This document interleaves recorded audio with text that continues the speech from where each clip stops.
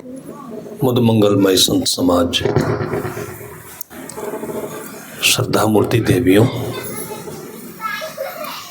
एवं धर्म प्रेमी बंधुओं,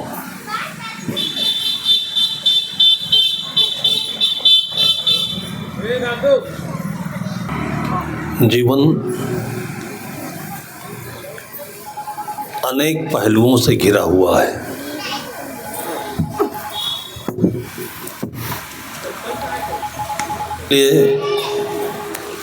ये छोटा बड़ा लगता है, कम विशेष लगता है, और इस अंतर में, विशेषता में हम भटक जाते हैं। ये कब्र है, खोल है, इसके अंदर हम प्रवेश नहीं कर सकते क्योंकि मन में जल्दीबाजी है। मन धैर्य रखे, थोड़ा रुके,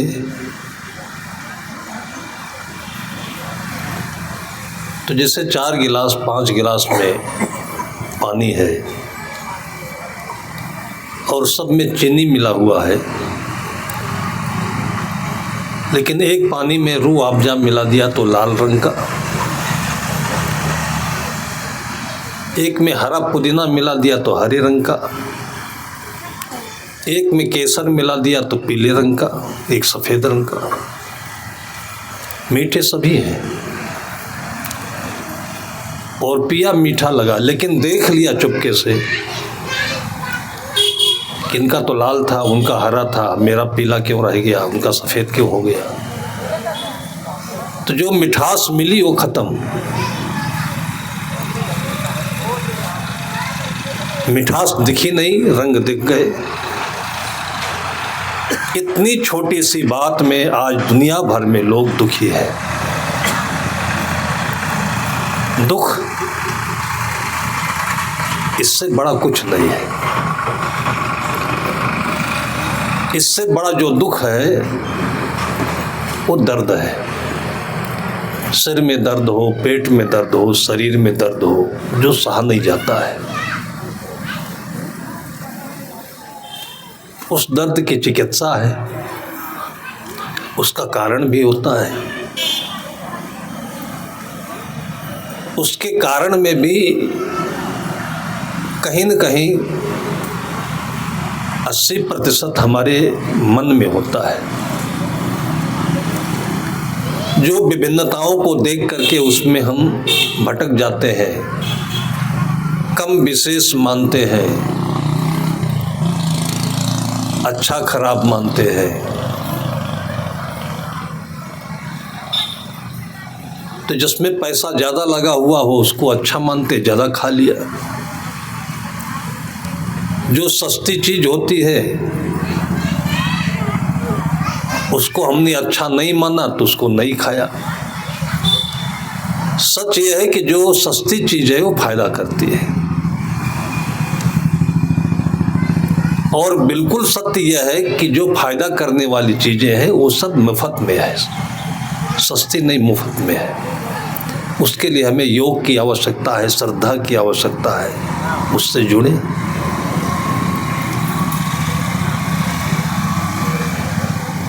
इतने छोटे बड़े कारणों से हम जीवन में सभी दुखी हैं, और ये समझ लें कि हमारे दुखी रहने से किसी को कोई फर्क नहीं पड़ता है। कभी कभी घर में थोड़ा सा तिन्न विन्न होता है तो क्या करते हैं, बोलना बंद कर देते हैं, फिर खाना बंद कर देते हैं, और ये देख लीजिए कि आप ही आशा में रहते हैं कि कोई हमसे आकर के मनौनी करे, कोई मिन्नत करे, भाई खाया क्यों नहीं बेटा, क्या हुआ। ये मन में होता रहता है, लेकिन ये करता कौन है? केवल माँ करती है, कोई नहीं कर सकता ऐसा।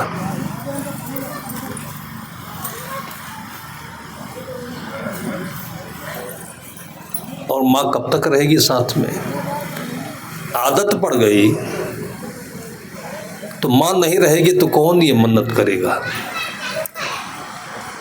और इस प्रकार से परिवार के बीच में, लोगों के बीच में कोई समस्या न होते हुए भी हम अपने मन से बिन के रहते हैं, हीन भावना में, कुंठा में, अहम में, ऊपर नीचे हम आंदोलित रहते हैं।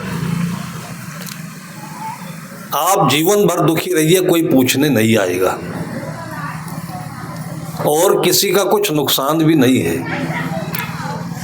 नुकसान अपना है। आप बाहर देखिए तो जिनके साथ कुछ भी नहीं है, वो चिड़िया, वो पक्षियां चहचहा रही हैं, किलोल कर रही है, खेल रही हैं। उनको कुछ मिला तो नहीं है, केवल जिंदगी मिली है। फूल खिल रहे हैं, हाँ उनको पानी नहीं मिलता है तो फूल मुरझाता है, लेकिन उसके लिए प्रकृति समझती है तो पानी भी देती है। हमारे लिए हमारे घर में सारी व्यवस्थाएं हैं, पानी मिल रहा है, भोजन मिल रहा है, आवास मिल रहा है, कपड़े पहनने के लिए मिल रहे हैं। दुख क्यों है? मानुष जन्म नर पाए के चूके अब की घात, जाए परे भव चक्र में सहाय घनेरी लात। पशु पक्षियों को देखिए, कोई दुख नहीं है, लेकिन यहाँ मैं देखता हूँ 100-100, 200-200 के बैल, अच्छे 100-100, 200-200 की संख्या में। कोई जमाने में उन बैलों की कीमत 50,000, 60,000, 70,000 जोड़ी में होती थी, और आज कसाई लोग उसको सभा के चले जा रहे हैं। मैंने पूछा कहाँ जाएंगे? बोले उड़ीसा जाएंगे। छत्तीसगढ़ में कानून नहीं काटने का, छत्तीसगढ़ में पकड़े जाते हैं, काटे जाते हैं उड़ीसा में। आप अपने दुख से उस दुख की कभी तुलना किए? गले में रस्सी बंधी हुई है, इनका के लिए कोई कोर्ट नहीं, कोई न्यायालय नहीं, कोई इनका अनाथ नहीं, कोई इनका अभिभावक नहीं, कौन बोले इनकी तरफ से? ऐसे जितने भी मनुष्य के अलावा प्राणी हैं, उनका सुख तो बहुत बढ़िया है, लेकिन उनका रक्षक कोई नहीं है। उनको कभी आप देखिए, उनके सामने आप होइए, आपके सामने वो हो, तो दुख अपना ऐसे ही उड़ जाता है जैसे कपूर उड़ जाता है, खुशबू में सब खत्म हो जाता है। दुखी रहना जरूरी नहीं है, बल्कि दुख मिटाइए। एक कटु शब्द है, दुखी रहना पाप है। जो दुखी रहता है भीतर से, वो दूसरों को दुख देता रहता है, कटु वचन बोलकर, व्यंग वचन बोलकर, जली कटी बातें बोलकर। खाए भी हैं, कपड़ा भी पहने हैं, घर में रह भी रहे हैं, लेकिन देवरान जेठान में, सासू बहू में, भाई भाई में, साधुओं में भी होता है।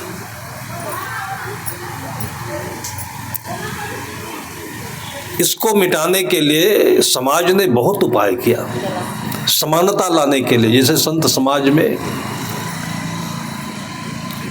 लगभग एक सा सबका वस्त्र होता है, सफेद रंग का है,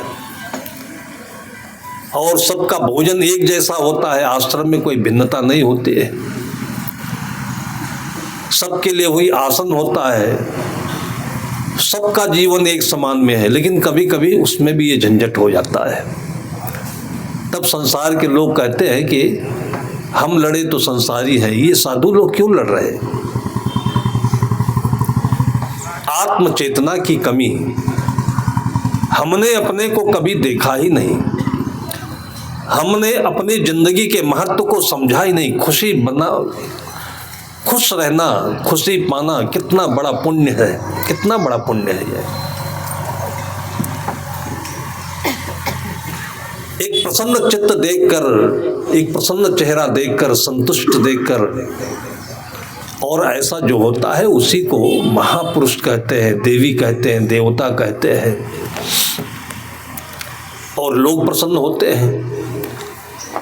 जब इंसान में ऐसा कोई नहीं मिलता है तो लोग वो महापुरुष के नाम से जो दिवंगत हो गए हैं तो लोग मूर्तियां बना लेते हैं। मूर्ति को देख करके केवल एक भाव सामने आता है। वैसे आदमी को देखकर हर आदमी में होते हैं 10-20 आदमी।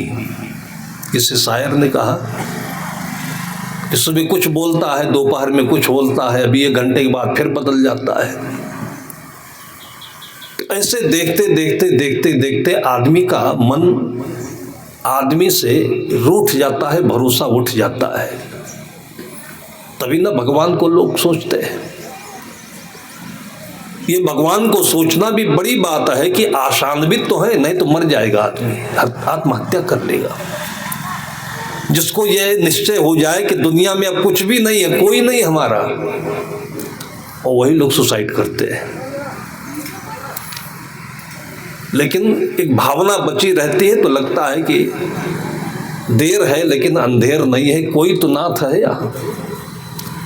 और इस भावना से जब व्यक्ति अपने आप को आशान्वित रखता है तो कोई न कोई एक अवतार लेकर के उसके सामने प्रकट हो जाता है। तो दुनिया करोड़ों की संख्या में है, सब तो खराब नहीं होते, लेकिन अपने परिवार में जब खराबी दिखती है, बच्चों में, माता पिता में, परिवार वालों में, तो उससे बाहर अपनी निगाह पहुंचती नहीं, दृष्टि पहुंचती नहीं। आदमी सोचता ही नहीं है कि घर में झगड़ा है लेकिन बाहर नहीं है। एक व्यक्ति खराब हो सकता है, 2 खराब हो सकता है, 10-100 खराब हो सकते हैं, लेकिन सब नहीं खराब होते हैं। आप अपनी भावना में ये विश्वास रखिए, आशा रखिए कि कोई न कोई तो देवी देवता है यहाँ।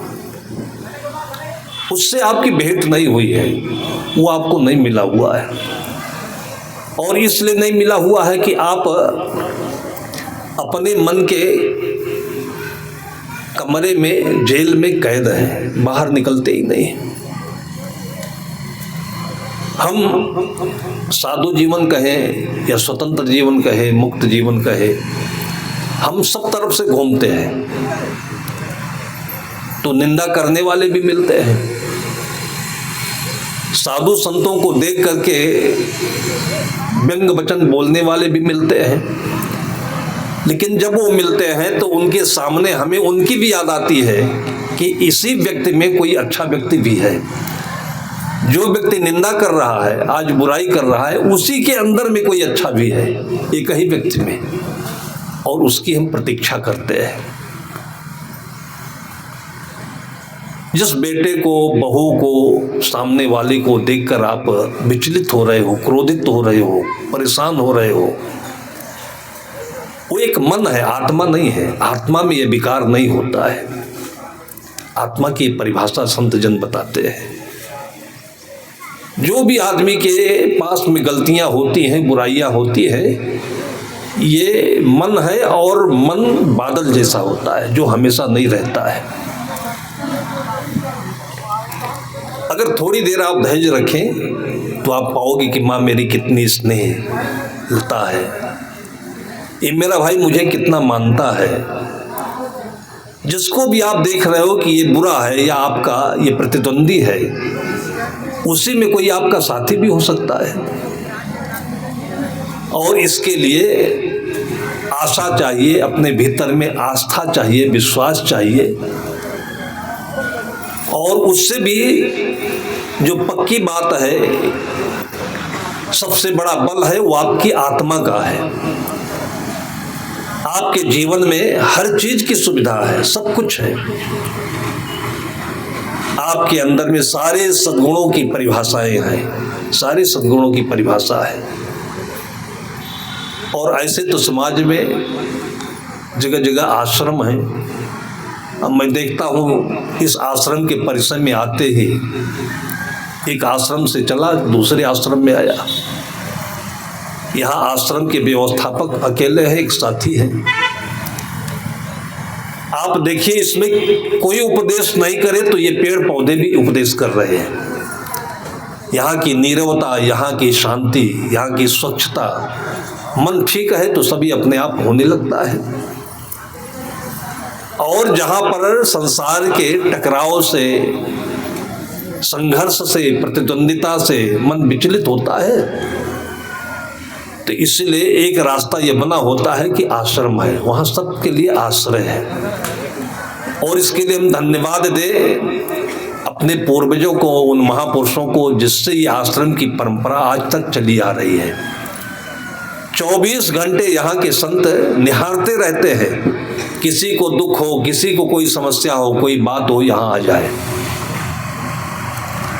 और शायद यही वजह है कि राम के समय से गुरु वशिष्ठ जैसे, कृष्ण के समय में संदीपन जैसे, हर परिवार में गुरु होता था। और माता पिता अपने बच्चों को सबसे पहले गुरु से जोड़ देते थे कि मन है, ये दौड़ता है, भटकता है, स्थिर होता है, अच्छा बनता है, बुरा बनता है, लेकिन इस मन में फंसे नहीं, इसमें अटका ना रहे। और जब भी कोई समस्या हो तो सबसे पहले अपने गुरु साहब के यहाँ आश्रम पर चले जाए। वो वातावरण ऐसा है, वहाँ की उनकी तप की जो आभा है, पहुँचते ही फिर कुछ बोलना नहीं पड़ेगा, मन फ्रेश हो जाएगा।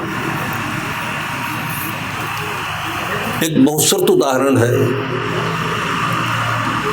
हम सब योग्य हैं, हमारे पास टैलेंट है, घर में पैसा है, घर मकान है, मोटर गाड़ी है, सारी सुविधाएं संपन्न हैं हम, फिर भी आपको कुछ न कुछ खंडन मिल सकता है।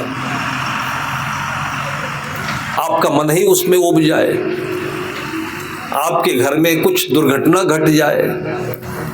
ये शरीर और ये जीवन ऐसा है कि किसी क्षण इसमें कुछ भी हो सकता है, ये मानकर चलिए, हो सकता है। दूसरों की हम देखते हैं दुर्घटना में, अपने साथ भी हो सकता है। दूसरों का बवाल लोग बहुत गाते हैं, लेकिन अपने लिए लागू नहीं करते। अभी कुंभ मेले में भगदड़ हुई, ये तो पक्का तय था। जो जाते हैं तो इतनी श्रद्धा के साथ जाते हैं, जो मर गए उनको कोई तकलीफ भी नहीं है। वेदना है, घर वालों के अंदर वेदना है कि पत्नी है, कि माँ है, कि पिता है, ये तो स्वाभाविक है। लेकिन एक भाव यह भी है कि शरीर छूट गया तो अच्छे भाव से अच्छी जगह पर छूटा। परंपरा ऐसी है कि पहले से लोग मरने के लिए ही काशी आते थे, और काशी में, प्रयाग में किसी का शरीर छूट रहा हो, छूटना तो है ही, पक्का है। लेकिन पत्रकार लोग उसमें समोसा बना करके, नमक मिर्चा बना करके, और इतना भड़का रहे लोगों को। देख लिया तुमने गंगा में नहाने से क्या होता है? अरे घर में बाथरूम में नहीं मरता आदमी, गंगा नहीं जाता तो। टप में करंट लग जाता है हमाम में, उसमें नहीं मरता आदमी, दुर्घटना में मरता है, एक्सीडेंट में मरता है। मृत्यु कोई खराब चीज नहीं है। मृत्यु के साथ में गया क्या, उसमें अच्छा और उसमें खराब होता है, एक अच्छी भावना है। इसी समय में अभी अमेरिका में एक्सीडेंट हुआ, अब होना है, होता रहेगा। उधर से हवाई जहाज जा रहा है, इधर से हेलीकॉप्टर जा रहा है, दोनों को साफ दिखाई पड़ रहा है। उसमें बहुत बड़ा फोकस होता है, हवाई जहाज और हेलीकॉप्टर में। आपकी आंखों में लग जाए तो आंखी की रोशनी चली जाएगी, और पूरा आसमान खाली है, और फिर भी दोनों एक दूसरे को देखते देखते टकरा गए, और 100 आदमी वहीं मरकर नीचे नदी में चले गए। अभी हुआ, कल ही की घटना है ये। क्या करोगे? ये जीवन ऐसा ही है, इसमें हर चीज के लिए आपको तैयार रहना पड़ेगा, हर चीज के लिए, सुख के लिए भी, दुख के लिए भी। और आप तैयार होकर के बुरा न माने, दुख को दुख नहीं माने, सुख को सुख नहीं माने, एक घटना माने, आया है और चला जाएगा, आकाश के बादल जैसे। लड़का एक, आप दक्षिण भारत जाते होंगे, तीर्थ स्थान भी है, रामेश्वरम पड़ता है। मछुआरे के घर में पैदा हुआ, और आर्थिक स्थिति अच्छी नहीं, लेकिन हर के लिए बाहर कोई न कोई सपोर्ट होता है।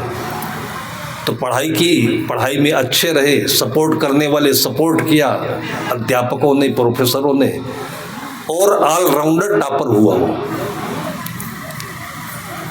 और ये उसका नाम मैं बता रहा हूँ जिसको भारत का एक राष्ट्रपति के रूप में लोग जानते हैं, doctor Abdul Kalam. Allrounder topper थे। अगर वो छाती ठोंकते कि हमको नौकरी तो मिलाई है, तो निश्चित है कि दुर्घटना होने पर वो जिंदा नहीं रहते। उन्होंने पहली नौकरी के लिए जब आवेदन किया, परीक्षा दी, और उसके लिए वो दिल्ली में गए, और उसका जो परिणाम आया उसमें फेल पाए अपने को।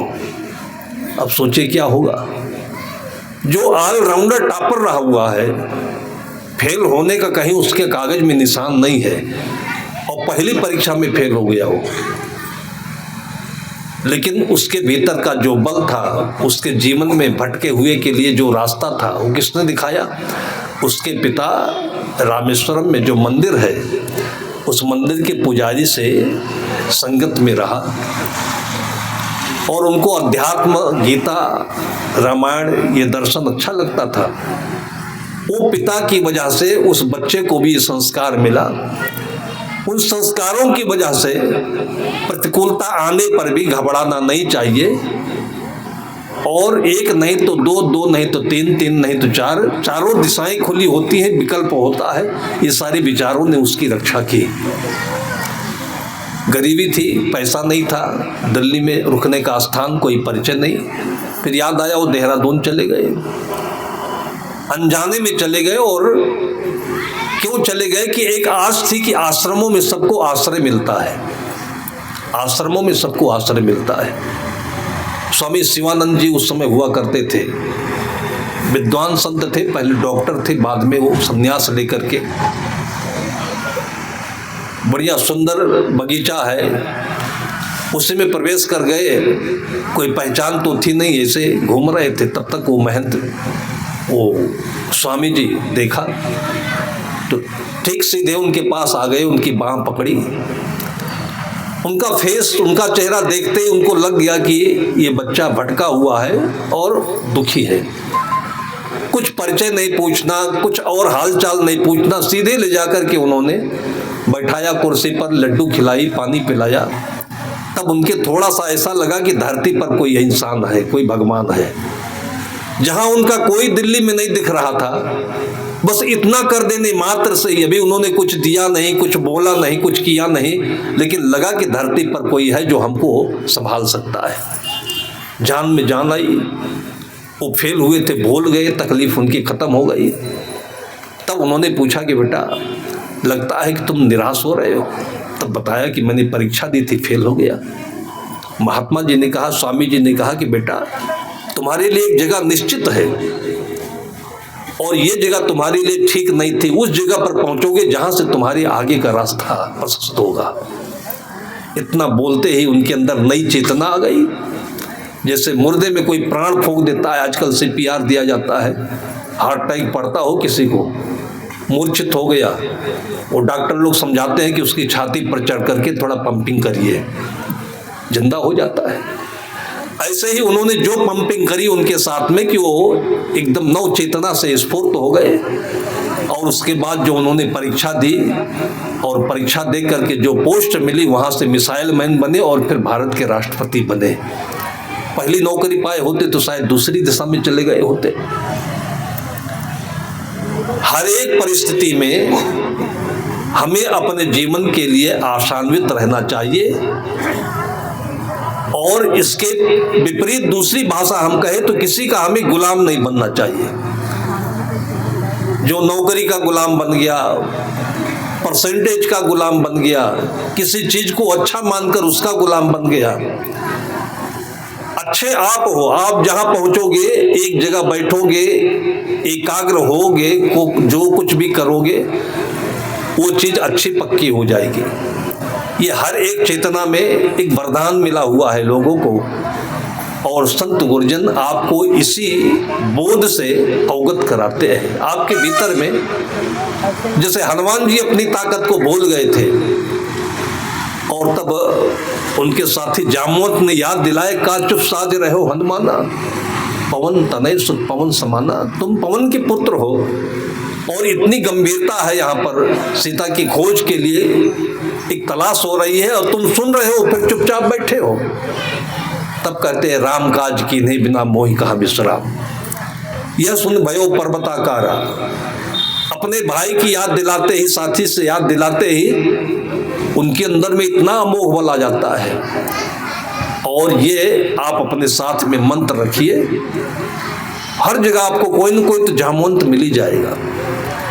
और व्यवहारिक रूप में देखें तो ये संत आश्रम इसीलिए है, अपोजिट में देखें और घृणा की दृष्टि से देखें, सब साधु लोग कब्जा किए हुए बैठे हैं, कोई रहता नहीं है, कोई खाने वाला नहीं, कोई आगे पीछे नहीं, कोई लेने वाला नहीं। ये साधु का नहीं है, ये सारी दुनिया का है। कभी कभी मैं विचार करता हूं कि इसे जिस पर हम रहते हैं इसका नाम धरती है, पृथ्वी है, ये हमारी नहीं है ना, ये धरती हमारी है, ये पहले से है, हम बाद में आए, हमने इसको बनाया नहीं। लेकिन आज सारे दुनिया के लोगों ने मिलकर के इसको हिंदुस्तान में, पाकिस्तान में, अमेरिका में बांट लिया। ये पाकिस्तान है कि धरती है, ये अमेरिका है कि धरती है। अब हिंदुस्तान में भी ये रामनाथ का हो गया, ये महादेव का हो गया, ये राम कुमार का हो गया, श्री कुमार का हो गया, सब लोगों ने बांट लिया है। और धरती भी हंसती होगी, धरती भी क्या मजाक देखती होगी, लोगों का मुंह छेड़ते हटते आए और नाम लिखा कर चले गए। धरती धरती ही है, पूरी धरती में किसी ने इस धरती को धरती का नाम नहीं रखा अभी। दूर दूर तक मैंने कभी एक नाम सुना था, पृथ्वी फाउंडेशन। पृथ्वी फाउंडेशन, फाउंडेशन भी वो लगा दिया आदमी के दिमाग में कील गाड़ने के लिए। इस पृथ्वी को पृथ्वी के नाम भी रहने दो, जो असल में यह है इसके नाम भी रहने दो। और संत यही करते हैं कि पृथ्वी को पृथ्वी के नाम रखते हैं, इसके साथ कोई अत्याचार नहीं करे, भोग नहीं करे। बाकी जितना है आज देखिए सब भोग में ही दशा बिगड़ती चली जा रही है। छत्तीसगढ़ धान का कटोरा माना जाता है। मैंने बहुत बार विचार किया कि इतना चावल छत्तीसगढ़ में लोग खा लेते हैं क्या? ये अपने लिए थोड़ी कर रहे हैं।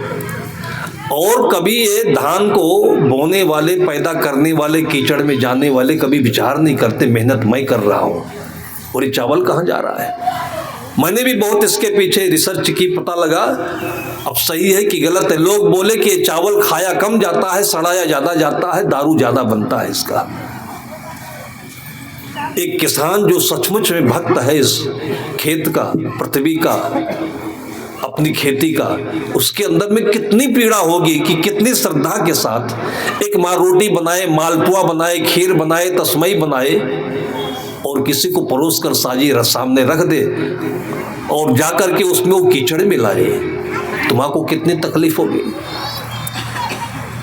एक दाना भी बाहर निकल जाए तो माँ बोलती है कि बेटा ये अन्न देवता होते हैं, इसको अपमान नहीं करना चाहिए। और किसानों की मेहनत हम नहीं देखते हैं और उस चावल को ले जाकर सड़ाते हैं और सड़ा करके फिर दारू पीते हैं, फिर बूम पाड़ते हैं, फिर माई को दाई कहते हैं, दाई को नानी कहते हैं, नानी को मौसी कहते हैं। ये आदमी की कुचाल है। ये कोई तकलीफ है क्या? ये तकलीफ नहीं है, ये तो बदमाशी है। और एक प्रकार से देखें तो तकलीफ तो यह है कि जो अनायास ही पशु पक्षियों को लोग सता रहे हैं। यदि दुनिया में कोई न्यायालय होता, और है पक्का न्यायालय है, अभी तो नहीं सुनाई पड़ता है, जब एक बार वर्ड फ्लू आया था और सब यहाँ नहीं आता है, बाहर से आता है और विशेषकर चाइना से आता है। जो नहीं जानते हैं बहुत गाल बजाते हैं, बहुत जोर जोर से नारा लगाते हैं कि चाइना बहुत आगे जा रहा है, आगे जा रहा है। अरे जितना दुनिया का नरक है सब चाइना में आया हुआ है। चाइना का कोई समाचार मिलता नहीं। चाइना चालाक आदमी है, लोगों को काटता रहता है और पब्लिक में आता नहीं है।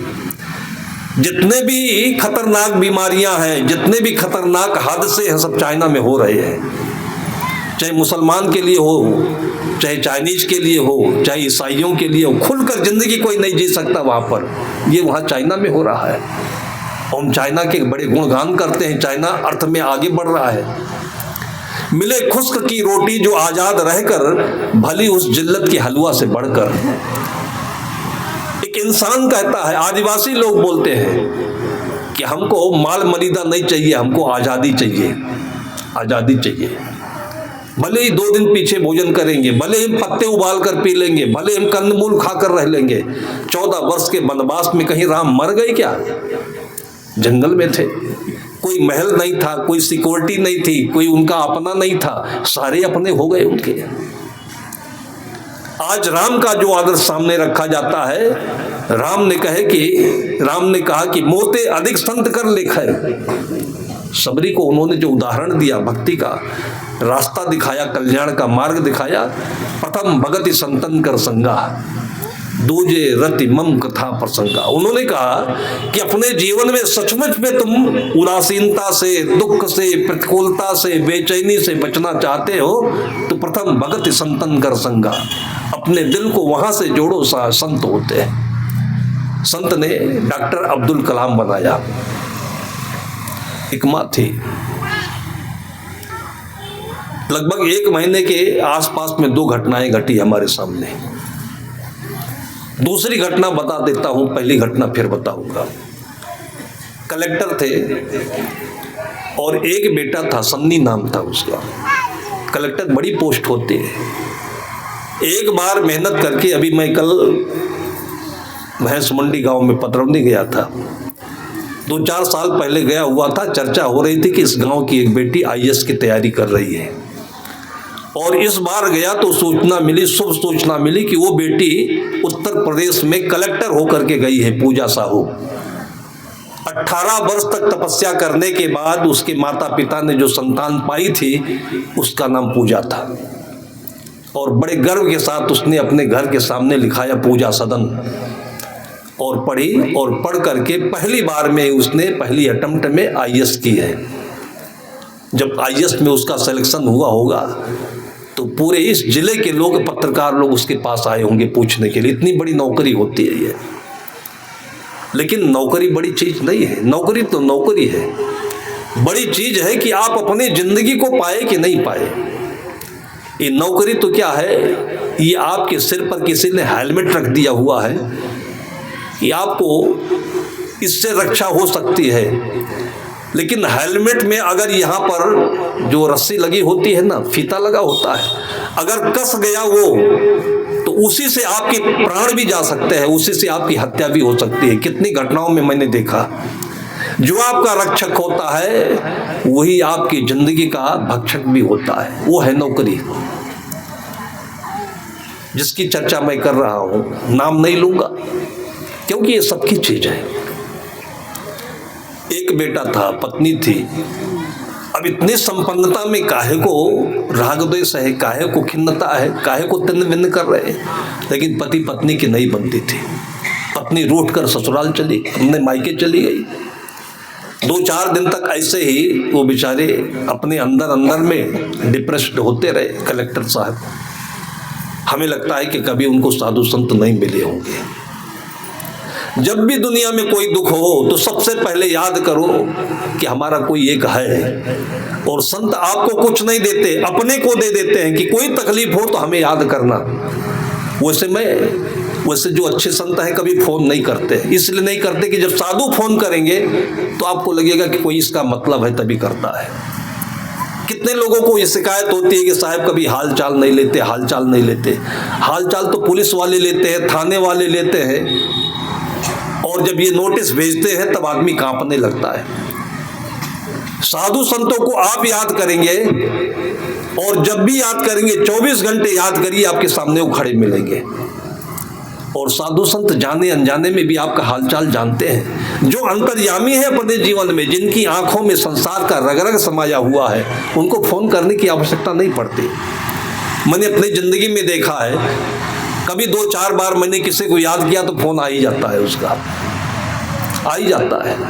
अभी कल चलते चलते रास्ते में एक अमेरिका से फोन आया। 2-3 दिन पहले उसकी बेटी से चर्चा हुई, याद किया। मैंने नहीं कहा कि अपने पापा को बोलना, और पापा को मालूम भी नहीं, लेकिन फोन आ गया उसका। माँ कहती है कि मैं याद करती हूँ तो मेरे बेटे का सपना हो जाता है। मेरे बेटे को कोई तकलीफ होती है तो मुझे याद आ जाता है, मेरी छाती खुजलाने लगती है।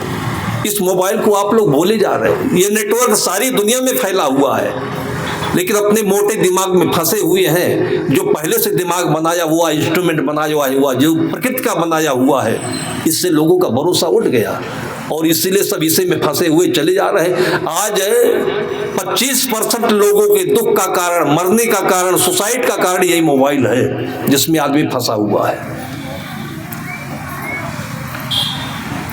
वो कलेक्टर साहब, बेटा पढ़ रहा था नोएडा में, इंजीनियरिंग कर रहा था और 3 दिन तक ऐसे पकुसते रहे, अंदर अंदर में डिप्रेस्ड रहे और चौथे दिन रात में उन्होंने जहर की गोली पीस करके और पी ली।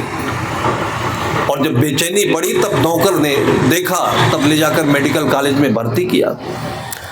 और जब नर्सें आई तो ग्लूकोज चढ़ाया, दवाइयाँ चढ़ाई, तो नर्सों से कह रहे थे कि मेरे बेटे सन्नी के लिए मुझे बचा लो, मैं आपको पूरे जीवन अपना बहन मानूंगा। ये सामान्य वाक्य नहीं है, ये कहा उसने था, लेकिन वेदना हमें सता रही थी। आज तक ये वेदना मुझे है। अगर साधु को माना होता हो, अगर साधु को याद भी किया होता तो पक्का है कि एक तो ऐसा करता नहीं। साधु हमेशा अपने हाथ पर, हथेली पर, जैसे लोग कहते नहीं जान हथेली पे एक चल रहा है, साधु अपने भक्त का हथेली पर लेकर के याद रखते हैं। ये घटना घट गई, फिर बच्चे नहीं हो, फिर उसकी पत्नी भी आई होगी तो क्या करेगी? पूरा परिवार खंडित हो गया कि नहीं हो गया? अब मोहब्बत भी करे, प्यार भी करे, याद भी करे, पश्चाताप भी करे, किससे करे? ऐसे समय के लिए आपको संत बुलेट प्रूफ देकर जाते हैं, लक्ष्मण रेखा देकर जाते हैं, वो बूटी देकर जाते हैं कि जब भी कोई तकलीफ हो तो इसको याद कर लेना एक बार। याद में तो कोई पैसा नहीं लगता है। दुनिया में जो सत्य है उसका कोई पैसा नहीं होता है, जो जिंदगी है इसका कोई पैसा नहीं होता है।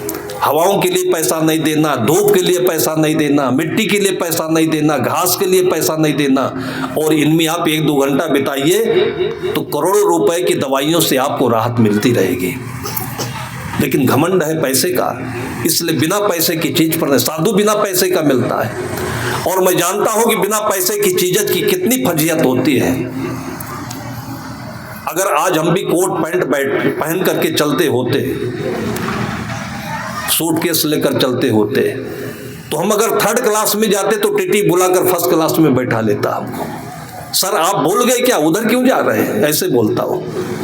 और हमारा 1st क्लास में टिकट है, आरक्षण है, लेकिन जो कपड़ा पहना हुआ है ना किसी को अच्छा नहीं लगता, इसकी पहचान नहीं उसको। जब अपने हम ट्रेन के कोच की ओर जा रहे होते हैं तो टीटी कहता है महाराज जी वो पीछे वाले में चले जाइए। मैंने कहा क्यों? कहा टिकट तो लिए नहीं होंगे आप। मैंने कहा आपको पता चल गया, आप अंतर्यामी हैं। जब मैंने टिकट दिखाई तब हाथ जोड़ने लगे, बड़ी गलती हो गई महाराज जी।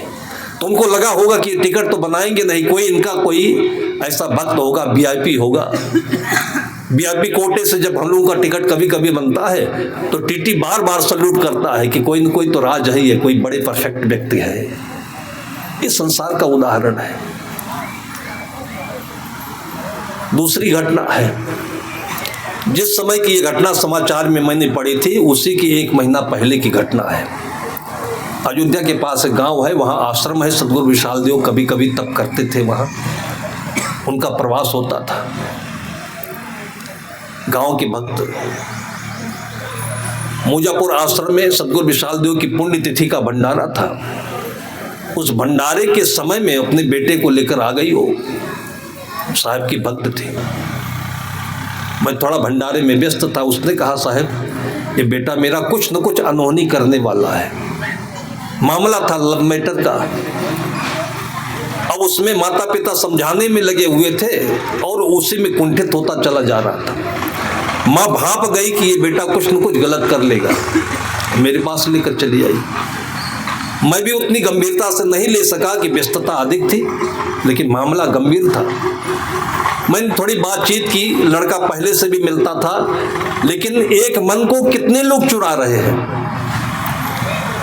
आज एक मन एक मन होकर के रह जाए तो वहीं पर जो सोचेगा वही पैदा हो जाएगा। ये ताकत है इस मन में, इस आत्मा में। आप एक मन हो जाइए और देखिए कि आप जो सोचेंगे संकल्प सिद्ध प्राणी होकर के रहेंगे आप, जिसको कल्प वृक्ष कहते हैं। यही एक मन है, लेकिन इस मन को हजारों लोगों ने चुरा रखा है। जहां जहां भी आपको अच्छा दिख रहा है, सभी आपके मन को लूटने वाले हैं, लुटेरे हैं। तेरी गठरी में लागे चोर, बटोहिया क्या सोए। जो चीजें आपको अच्छी लग रही है, हमारे पास भी लोग आते हैं, हम नहीं अच्छे लगते हैं।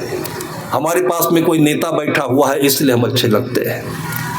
हमारा बिछौना अच्छा होगा तब अच्छे लगते हैं। एक बार हम कहीं बाहर ऐसे बगीचे में बैठे थे,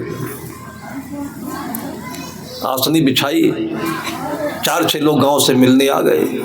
लोग हमसे बातचीत कर रहे थे, उसी में से एक आदमी, वो जो हमारा बिछौना था नीचे, उसी में आंख गड़ाया। 5 मिनट तक उसकी पलकें नहीं झपी। तो मैंने कहा ये गिरकर बेहोश न हो जाए। मैंने कहा कि बड़ी एकाग्रता से देख रहे हो, नजर लगाना चाहते हो क्या? तो हंसने लगा। कहा साहब जो आपने बिछाया हुआ है, ये आसन, ये बिछौना कहाँ से मंगाते हो? मैंने कहा इंग्लैंड में हमारा एक भक्त है, वहाँ से इंपोर्ट कराता हूँ। कहा नहीं सही बताइए महाराज जी। मैंने कहा आपको ये समझ में नहीं आ रहा है, आपके घरों में मैं जाता हूँ, यूरिया खाद की बोरियां जो मारी मारी फिरती हैं, वही एक मांग लेता हूँ, धो करके उसी पर हम बैठते हैं। ये आपको बहुत खूबसूरत लग रही है। इतने उसको देख करके, उसकी चमक से, उसकी सफेदी से वो इतने अभिभूत हो गए, कहे साहब बहुत अच्छी लग रही है। मैंने कहा मैं खराब लग रहा हूँ क्या? हमको नहीं देखे? यही चीज निकाल करके जब मैं आपको दे दूंगा फिर ये बुरी हो जाएगी। हमारे पास 1 कौड़ी की चीज होती है तो लोगों की निगाहों में चुभने लगती है। वही चीज जब लोगों को मैं दे देता हूं तो 3 दिन के बाद उनका मोह भंग हो जाता है। आदमी अच्छा होता है, आप अच्छे हो, आपने पहना तब ये कपड़ा अच्छा लग रहा है, कपड़ा अच्छा नहीं होता है। इस सूत्र को याद रखिएगा। वो लड़का आया, थोड़ी बातचीत की, वो हमसे भी खुल नहीं रहा था, गुमसुम था।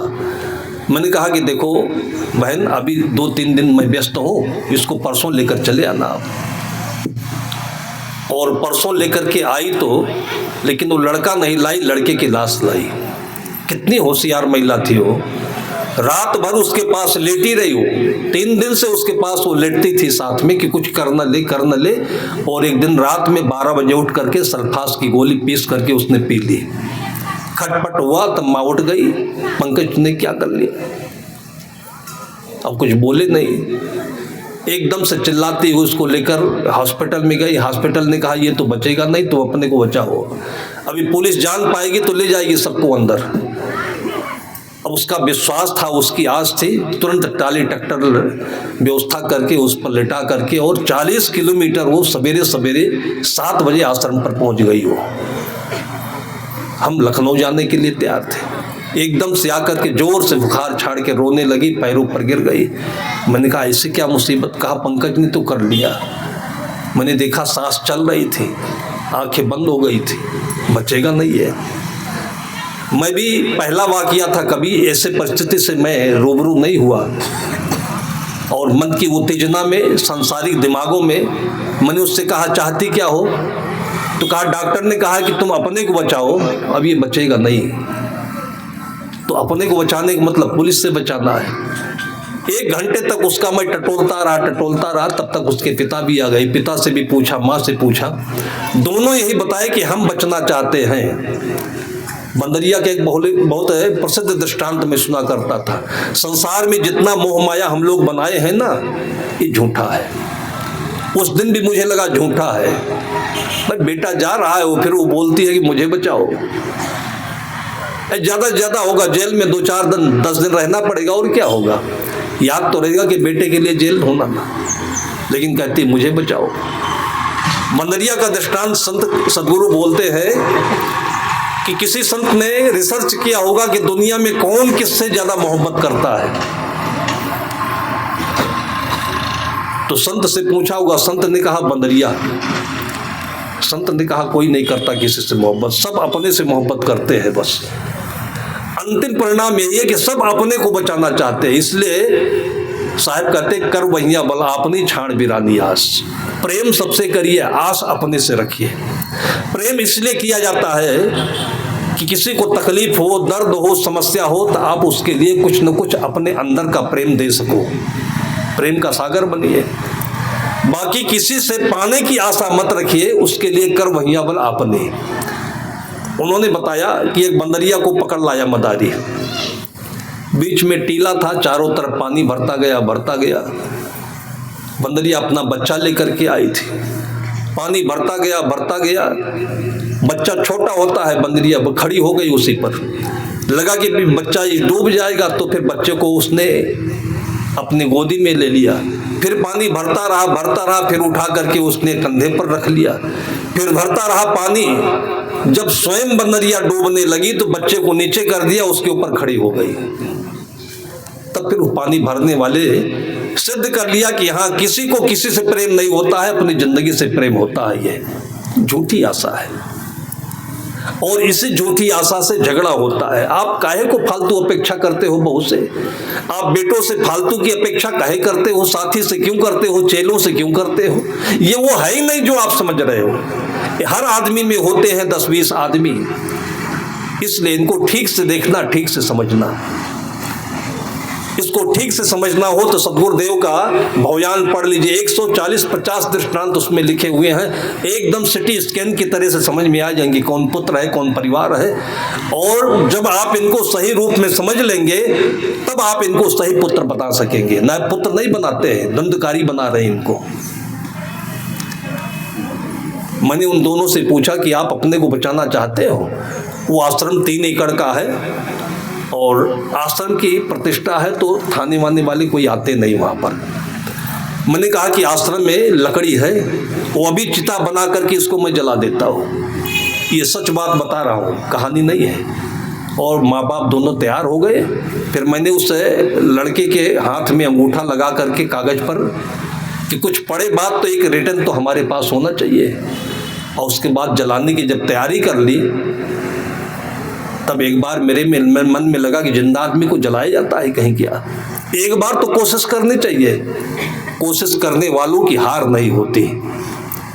पास में धर्मशाला जहाँ लोग रुकते हैं, मैंने अपने साथी को एक अनीमा सेट आता है कि पेट में दिक्कत हो, कब्ज हो, शौच नहीं हो रहा हो, दर्द हो, तो सेट अनीमा का पानी उसके पेट में चढ़ा करके फिर उसको आराम दिलाया जा सकता है, पेट साफ कर देता है। मैंने अपने साथी से कहा कि इसके अंदर में जहर ही तो भरा हुआ है, ऐसा करो कि जहर निकालने का इसका रास्ता खोलो। फिर उसके बाद उसको जब एनीमा दिया गया तो वो बदबूदार पेट से निकला है मल कि उसकी माँ भी नाक पर हाथ रख करके और आंचल रख करके वहाँ से हट गई। और फिर बार बार एनीमा कराते कराते फिर थोड़ा सा अंगड़ाई लिया तो पानी और ग्लूकोज पिलाते। जब थोड़ी सी आंख में हलचल हुई तब मैंने अपने साथी से कहा इसको छोड़ना नहीं और बुला ले आओ, इसको ग्लूकोज चढ़ा देना। और जरूरी काम से मैं लखनऊ जाता हूँ। तीसरे दिन जब आया तो सड़क पर वो टहलता हुआ मिला में हूँ और देखा तब होश में था, तब बंदगी किया उसने। मैंने कहा बंदगी कर ले हो, तलवार लगा दो गर्दने पर अपने माँ बाप और गुरु के। क्या किया तुमने? ये हंस रहा है। आज भी वो जब मिलता है तो हंसता ही मिलता है, लेकिन पूजा संतों की नहीं करता है, भगवान शंकर की पूजा करता है। भगवान शंकर की पूजा करता है, करता तो है, उसी शंकर में गुरु समाहित है। जहां भी उसका चित्त एकाग्र हो जाए, अब शंकर में उसने चित्त एकाग्र कर लिया। अभी एक बहन यहाँ की मिलती है, सत्यम साहिब जी की बड़ी सेवा करती है वो। उसको बहन क्या कहें, वो तो राम के जमाने की सबरी है। इतना आह्लादित है, इतना खुश है, ऐसा लगता है कि यहाँ के अजय चंद्राकर का सब कुछ राजकाज वही पाली है। इतना खुश रहती है वो।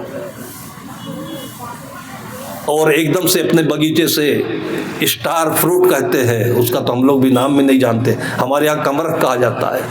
ककड़ी तोड़ करके लाई, अमरूद तोड़ करके लाई, कहा आपके आशीर्वाद से मैं करोड़पति हो गई हूँ।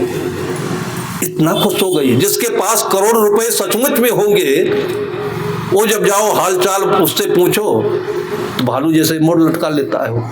जिसके पास कुछ नहीं देख रहा हूं मैं, एकदम से बिना पूछे बिना किसी सूचना के एक सब कुछ लेकर के चली आ रही। फिर बाद में उसके घर के लोग भी आ गए, साहब जी दूध भी होता है, पक्का ये गिलास दूध तो पिलाई दूंगी मैं आपको। ये भावना है, जिंदगी इसी के लिए है। आप हृदय को खोलिए, भावनाओं को आप बाहर विकसित होने दीजिए और देखिए सारा दुख इसी में बह जाएगा आपका। सब कुछ हम गठरी बना करके बैठे हुए हैं, उसी में लालच है, उसी में मोह बना हुआ है, इसी में गुस्सा भी है। इसको खोलने दीजिए, और नहीं खुलता हो तो झगड़ा कर लीजिए। इसलिए मैं कहता हूं कि जिसको ज्यादा तकलीफ हो तो पति पत्नी में एक बार एक्सरसाइज चल जाना चाहिए। उससे क्या होगा, सबसे मोटा मोटी फायदा तो ये होगा कि फेफड़े मजबूत होंगे, टीबी बीमारी नहीं होगी। दूसरा ये होगा कि दिमाग खाली हो जाएगा और थोड़ी दिमाग फ्रेश हो जाएंगे। लेकिन झगड़ा भी करिए तो गुरु को याद करके करिएगा।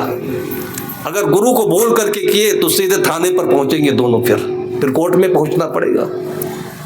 आज हम लोग जिस जगह पर बैठे हुए हैं ये तपोभूमि है, महान संतों की तपस्या है। इसी में श्रद्धेय संत श्री पुरुषोत्तम साहब भी, उनके पिताजी भी संत थे, उमराव साहब जी, ये सब प्रकृति के प्रेमी थे। यहाँ पर विभिन्न प्रकार के जो आम के पेड़ देख रहे हैं, विभिन्न पौधों के पेड़ देख रहे हैं, ये उनकी देन है। और इसी में संतों का आशीर्वाद लगा तो आज यहीं पर हम लोग मिठाई भी खा रहे हैं, लड्डू भी खा रहे हैं और मन को भी मीठा बनाकर जा रहे हैं। ऐसे ही ये कुंभ का मेला चलता रहे, सबके आंगन तक इसका रस बहता रहे और सबके मन में सौंदर्य उतारता रहे, सबके जीवन में सुख देता रहे। ऐसी शुभकामना के साथ अभी की चर्चा को यहीं पर मैं विराम देता हूँ।